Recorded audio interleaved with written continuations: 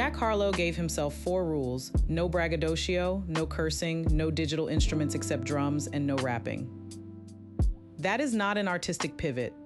That is a man burning down the house he built and standing in the ashes to see what is left. Harlow spent 6 years constructing a very specific version of himself. The Louisville kid with the easy charisma and the pop crossover instinct. What is Poppin' went number 2. First Class went number 1. Come Home, The Kids Miss You debuted at 3 on the Billboard 200. He was winning the game he was designed to win. And then he walked into a studio, looked at everything that made him commercially viable, and said no. Not to one element. To all of it. Monica is the result. 10 tracks, 28 minutes. Released March 13th, 2026 with no pre-release singles, no rollout, no lead single to test the water. First day streams came in at 3.6 million, less than half of what Jackman pulled. It debuted at number 40 on the Billboard 200 with 19,000 units, his lowest charting project by a wide margin, and he knew that would happen. He had to know. You do not remove every tool that made you commercially successful and expect the same numbers. The question this album is asking is not whether Jack Harlow can sing, it is whether he is willing to fail publicly in order to become something real. He went to Electric Lady Studios in New York City. The studio Jimi Hendrix built in 1970, the room where D'Angelo recorded Voodoo, where Questlove worked, where the entire Soulquarian movement breathed. He cited D'Angelo, Erykah Badu, Maxwell, Musiq Soulchild, and Lauryn Hill as his primary influences. Not references, influences, the people whose music he wanted his to feel like. He hired a 24-year-old Norwegian producer named Aksel Arvid who had just come off producing Pink Pantheress. He brought in Robert Glasper, Cory Henry, Ravyn Lenae across 4 tracks. His own parents in the outro of track 8. And then he named the album after Monica, the R&B singer whose debut Miss Thang was produced by Dallas Austin in 1995. A woman who spent 30 years writing about love from the side of someone who survived it. This is Monica. Let us walk through every piece of it. There's a woman on this album that Harlow never reaches. She is on every track. She might be one person. She might be several. It does not matter because the result is always the same. He approaches, she does not. On Trade Places, he wants to become the object she leans against. On Lonesome, the chorus describes someone who sleeps alone, checks into hotels, makes her own money, and he is narrating all of this from the outside like a man pressing his face against glass. By Prague, she is across an ocean, and he is writing her sonatas she will never hear. On My Winter, she is lying right next to him, and he is thinking about someone else. On All of My Friends, his own people are telling him to slow down, and he repeats their words back and then immediately ignores them. On Living Alone, he walks up to a woman who has built a completely self-sufficient life, tells her he wants to love her forever, and she shuts it down in 4 words. On Against the Grain, she is looking directly at him and not hearing a single thing he says. On Say Hello, he is banking on a future meeting that may never happen. 9 tracks, 9 versions of the same gap. What makes this more interesting than a standard unrequited love album is that Harlow never once argues that the woman is wrong. He never frames himself as the misunderstood romantic. He never suggests she is making a mistake. She is independent, she is guarded, she is unavailable, and every single time he positions himself as the one who is overstepping. The narrator of Monica is not a man being rejected. He is a man who keeps walking into rooms he was not invited into and then apologizing for being there. That distinction is the entire album. Aksel Arvid is on every track. He is 24 years old, Norwegian, and before this album, his biggest credit was producing Pink Pantheress. Harlow gave him the keys to the entire project, and what Arvid built is an analog cathedral. Strings, Rhodes, brush drums, trumpet on 6 of the 9 full tracks, all played by Clement. Jermaine Paul on bass across every single song. No digital instruments except the drum programming. Every warm texture you hear on this record is a real instrument played by a real person in a real room. That was the rule, and Arvid enforced it completely. But the genius of the production is in who else Arvid brought in and where he placed them. Robert Glasper plays piano on All of My Friends and Say Hello. Glasper is one of the most respected jazz pianists alive. He came up through the same Soulquarian adjacent world that D'Angelo and Questlove built. His piano on Say Hello never resolves to a comfortable key. It just keeps searching through the final minute of the album after Harlow stops singing. That is not an accident. Cory Henry plays organ on 4 tracks. Henry started playing Hammond at age 2 and was performing at the Apollo Theater by 6. His gospel foundation gives Move Along and Against the Grain a spiritual weight that a session musician could not replicate. Ravyn Lenae appears on 4 tracks, but she is never given a verse. She haunts the margins, she floats in the background of Prague and drifts through the bridge of Say Hello and harmonizes on All of My Friends without ever stepping forward. She is the album's feminine voice, present everywhere and centered nowhere. Then there is Mustafa the poet, hidden in the mix of Lonesome, Omar Apollo buried in Living Alone, James Savage singing the entire interlude by himself on Move Along. The production philosophy is restraint, not minimalism. Restraint. Every person on this album was chosen for a reason and placed exactly where their presence would mean the most. The result sounds like a late-night session at Electric Lady in 1999, which is exactly what it was supposed to sound like. The first thing you hear on Monica is an organ groove and Jack Harlow singing about wanting to be a lamppost. He wants to be the fence she leans against, the handrail she puts her hands on. He wants to transform into the inanimate object nearest to a woman just to be closer to her.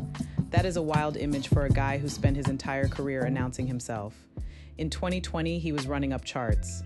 In 2022, he had the #1 song in the country. On this track, he is not saying his name.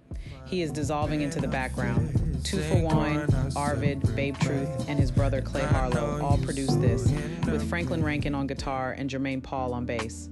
The whole thing is unhurried on purpose. The chorus keeps circling back to the same simple ask. All I want to do is get some time alone with you. Not a flex, not a proposition, just proximity. He traded places with the rapper he used to be, and he did it in the very first song. Lonesome is the most important track on the album, and it is hiding in plain sight at number 2. The chorus lays out the entire thesis of Monica in 4 lines. Sleeping on your own, staying to yourself, working on your own projects, checking into hotels, making all your own money. He is describing a woman who does not need him, and then the verses show you exactly why she should not.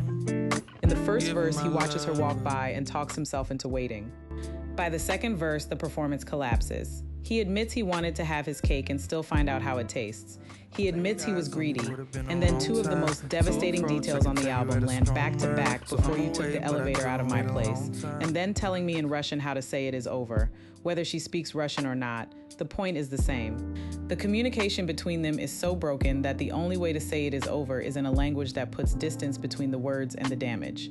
Babe Truth, Clay Harlow, Rajat Shahayed, Jermaine Paul, and Arvid all produced this, with Shahayed on piano and Mustafa the poet adding vocals that sit so deep in the mix you might miss them entirely. If you only listen to 1 track on this album to understand what Harlow is doing, it should be this one. Prague is the most open-hearted track on the album, and it gets there by never raising its voice. Arvid and Clay Harlow produced it, and the whole thing is built on strings and a violin played by Ramaprasad that gives the track a mournful European quality. Ravyn Lenae drifts through the background without ever stepping forward. Harlow is writing letters in his head to someone across an ocean, someone he cannot get to and might not be able to have. He is glad the ocean is there, otherwise the emotions would keep creeping up. That is a remarkable admission. He is grateful for the distance because without it, he would have to confront what he actually feels. He tells her if she wants him gone, just say the word. If it is gone that you want, I will be gone, but the most revealing line is quieter. Might be a couple years your junior. I'm still growing up like you. He knows he is not ready. He is not pretending to be the man she needs. He is admitting in real time that he is still becoming someone. The ocean is not keeping them apart. He is lying next to one woman while thinking about another, and he has the nerve to call it a curse. Arvid produced this alone, and it is the warmest thing on the album. Cory Henry plays organ and piano. The whole track has a high records quality, that Al Green slow burn warmth built for a specific kind of 2 a.m. guilt. Ravyn Lenae is a credited feature here, which matters. She does not get a verse. She gets the spaces between his words. Her voice enters at the intro and never fully leaves. He splits his emotional world into 2 women. A winter and a summer, one comes around. I crave the other. And the most clever moment is buried in the second verse. Conventional wisdom tells me about the grass that I'm a fence from, not the grass that is greener. The grass he is a fence from. He is not on either side. He is the barrier between both options, unable to commit to the ground on either side of himself. Henry's organ gives the whole thing a warmth that the lyrics do not deserve. Harlow knows what he is doing. He is not stopping. This is not a breakup song or a love song. It is a man watching himself be exactly who he is trying not to be. 54 seconds. Harlow is not on this track, not singing, not humming, not even in the room. James Savage, a rising singer from Louisville, stands alone at the microphone and delivers a warning. Move along, my love. You will find trouble if you wait for me. My hands will not hold it. Arvid and Franklin Rankin produced this around Savage's voice and Cory Henry's organ. And the organ has a church root that gives this interlude more weight than tracks 3 times its length. It sits at the exact midpoint of the album, 5 tracks before it, 4 after. The first 5 are all damage: ego dissolution, longing, infidelity, paralysis. Move Along does not fix any of it, it just breathes. And the fact that it is not Harlow speaking is the point. For an album built on 4 rules designed to shrink the ego, the most powerful moment is when the ego disappears completely. Someone else takes the microphone, someone else delivers the warning. And you could hear the warning as directed at the listener just as much as the woman. If you're waiting for this narrator to become the man you want him to be, move along, he is telling you himself. All of his friends told him to slow down. He put their exact words in the song and then ignored them anyway. All of my friends tell me I tend to come on way too strong, way too fast. I'm way too gone. They say I keep falling in love way too often, telling me slow down and be cautious. He hears all of that, he repeats it, and then immediately says, all I know is this time is different. Let us just call it intuition. The whole argument collapses in that pivot. He already knows the pattern. His friends have watched him do this enough times to give him a speech about it, and in the same breath that he quotes their warning, he is already gone on the next one. Arvid and Hollywood Cole produced it with Robert Glasper on piano and Lito on organ. Ravyn Lenae is back harmonizing in the margins. The second verse is where it cuts deepest. He admits he gave his love to someone else because he hated that the first one was gone. He did it again. He waited too long. He was not taking his time. And then he says, I think you know who you are. That is why I made you this song. On his last album, everyone was coming to him. On this one, even the people who love him are tired of watching it happen. She has built a life that does not include him, and he walks in anyway. Living Alone is a real-time approach and rejection captured in a single song. Babe Truth and Hollywood Cole produced it with Arvid on piano and Cory Henry on Rhodes and piano. Omar Apollo adds vocals so deep in the mix you might not catch them on the first listen. Harlow opens by acknowledging everything. She has grown, she is living alone, she feels at home, she knows what she wants, he hates to He says all of this, and then he imposes anyway. The whole first verse is careful, polite. I just want to meet you. I do not want to bring no problems. Reach out when you feel like talking. But by the second verse, the restraint gives way. He cannot remember anyone he was so drawn to. He asks for her number. She has not given it to him yet. And then he says the line that breaks the whole scene. Want to love you till my name is etched onto stone. She says, what are you on? 2 words. The entire escalation collapses. He backtracks so fast, it almost becomes comedy. My fault. I'm just gone off you. 3 exchanges: introduction, declaration, rejection. The narrator of Monica in miniature. He walked up to a closed door, knocked anyway, and got exactly what he should have expected. She is physically in the room and she has already left. That is the entire problem on Against the Grain. Arvid produced it with Cory Henry on organ, James Savage adding harmonies, and Jermaine Paul on bass. The chorus is the simplest and most devastating line on the album. You're looking at me, but you're still not listening. Acting like you do not feel nothing. Baby, I just want to spend time with you. Why are you going against the grain? He is not asking for love. He is not asking for a future. He is asking for her attention for a few hours, and she is withholding even that. The pre-chorus cuts deeper. I wonder if I was not a guy with a profile coming up, would you be closed-minded as much? He is asking whether his public identity is actually working against him, whether the fame and the persona are the exact things preventing the connection he is trying to make. And then the outro happens, and the album changes. Brian and Maggie Harlow, Jack's parents, begin talking. They met on a Friday, he called her on a Saturday, they went out Sunday, and then Thursday, Saturday, Tuesday, and then they were together every day, and then they got married. That is it. The only successful love story on the entire album belongs to his parents. A generation that did not overthink it, that did not go against the grain. The contrast between their ease and his paralysis is the most honest moment on the record. He included their voices because he knows the difference between what they did and what he cannot seem to do. Robert Glasper plays piano on this track, and the outro runs for over a minute after Harlow stops singing. Glasper never resolves to a comfortable key. He just keeps playing until it fades. That is not an accident. Say Hello is the longest track on the album at nearly 5 minutes, and it is the most open and unresolved thing Harlow has ever recorded. Arvid produced it alone. Ravyn Lenae returns one final time on the bridge, her voice the last feminine presence on the album. And there may be a nod to Pharrell is front and buried in the line, "You know I want you back. You knew I would come running back." Harlow is singing about a future meeting. "Maybe I will get at you when my life gets slow." He is not saying goodbye. He is not saying I love you. He is saying maybe someday, if the timing changes. He is banking on a moment that has not happened yet. He says he is giving up control. And what does that mean on an album where he never had control in the first place? Every track before this, she had the power. She was the one who decided whether to stay or go, listen or not, answer or not.